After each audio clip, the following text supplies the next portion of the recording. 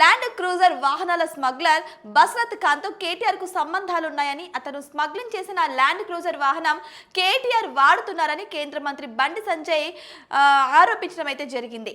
అయితే car party అక్రమంగా తెచ్చిన లగ్జరీ కార్లపై నడుస్తుందని, లగ్జరీ కార్ స్కామ్ నిందితుడు బసరత్ ఖాన్ దిగుమతి చేసిన ల్యాండ్ క్రూజర్లో కేటీఆర్ ఎందుకు తిరుగుతున్నారని కేంద్ర మంత్రి బండి సంజయ్ ప్రశ్నించారు. ఇక సోమవారం ఎక్స్ వేదికగా స్పందిస్తూ ఆ కార్లు కేసీఆర్ కుటుంబానికి సంబంధించిన కంపెనీల పేర్లతో ఎందుకు రిజిస్టర్ అయ్యాయని కేంద్ర మంత్రి బండి సంజయ్ సందేహం వ్యక్తం చేశారు. వాటికి మార్కెట్ ధర చెల్లించారా లేక తక్కువ చూపించి కొనుగోలు జరిగిందా అంటూ నిలదీశారు. అయితే ఈ స్కామ్లో కేసీఆర్ కుటుంబం నేరుగా ప్రయోజనం పొందినట్లు ఉందన్నారు. అయితే వాస్తవాలు బయటకు వచ్చేందుకు సంబంధిత శాఖలు విచారణ చేపట్టాలని డిమాండ్ చేశారు.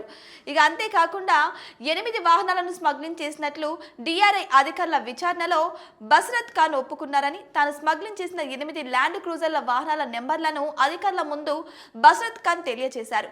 ఆల్రెడీ ఇప్పుడే ఫోన్ ట్యాపింగ్ కేసు, అంతేకాకుండా ఈ కార్ రేసు కేసు ఉన్నటువంటి కేటీఆర్ పరిస్థితి ఇప్పుడు ఆగమ్య గోచరంగా మారిపోయినట్టు తెలుస్తుంది.